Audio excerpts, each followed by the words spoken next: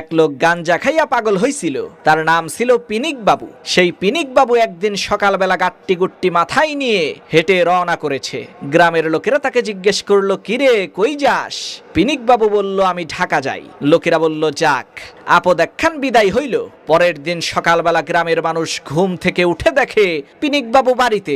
সবাই অবাক হয়ে জিজ্ঞেস করলো, কিরে বাবু, তুই না ঢাকা গেলি, তুই আবার বাড়িতে আসলি কিভাবে?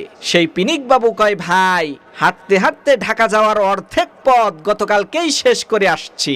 সন্ধ্যা হয়ে গেছিল তো, তাই বাড়িতে চলে আসছি।